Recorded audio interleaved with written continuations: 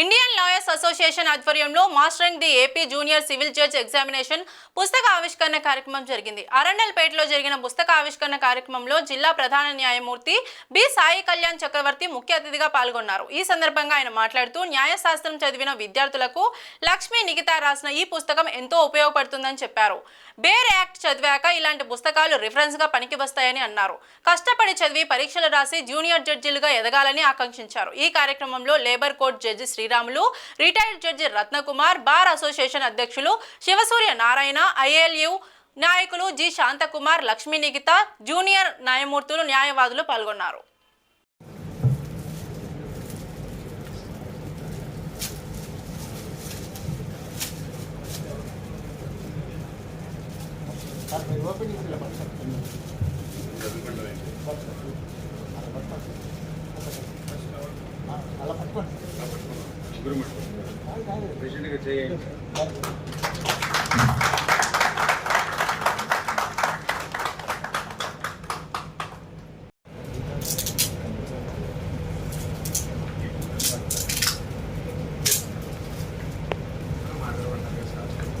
మన labour court judge అనేటువంటి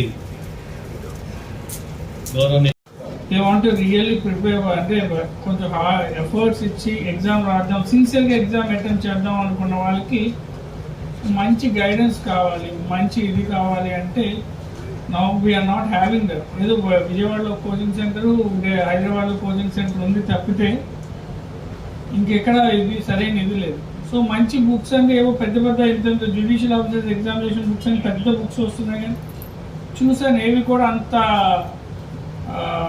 రిలవెంట్గా లేవు. ఏదో డంపింగ్ ఆఫ్ ఇన్ఫర్మేషన్, అంత ప్రతి యాక్ట్లో డంపింగ్.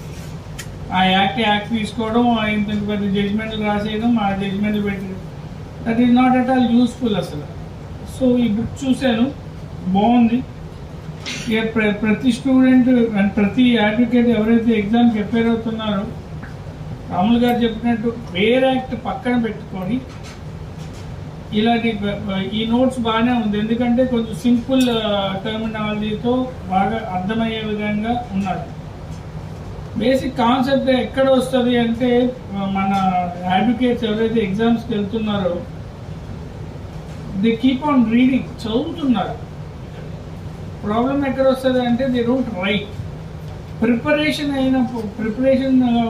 మొదలుపెట్టిన తర్వాత the moment you start your preparation keep writing అనుకో.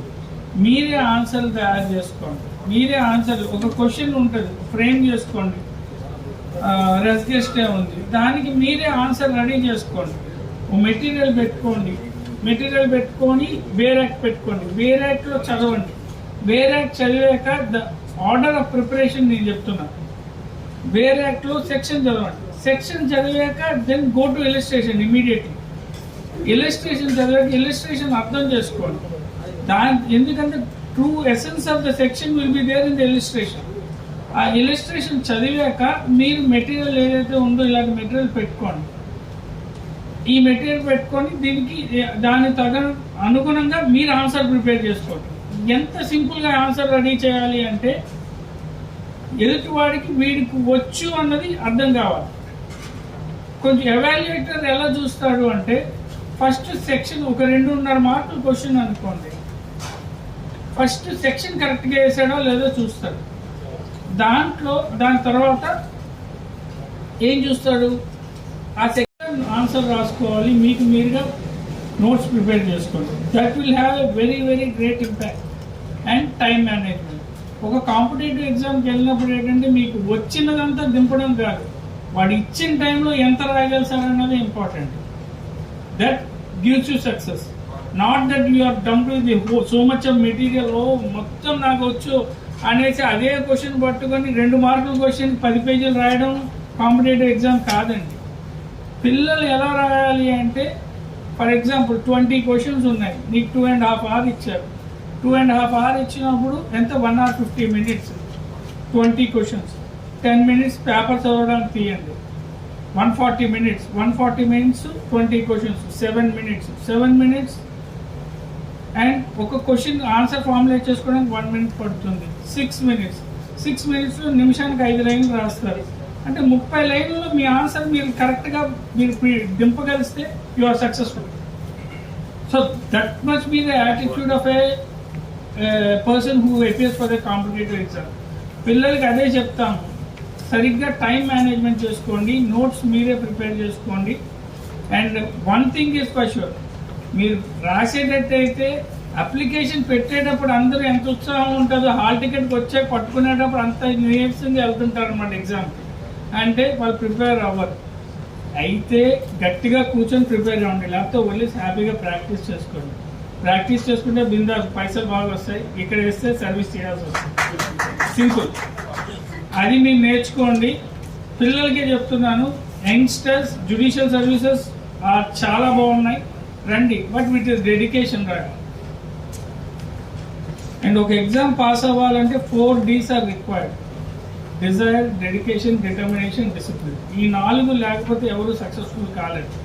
సక్సెస్ఫుల్ అయ్యాక కూడా మీరు మెయింటైన్ చేయకపోతే వాళ్ళ ఆఫీసర్లుగా సక్సెస్ఫుల్ కాలేదు, ఏదో జరిగిపోతుంటుంది అంతే.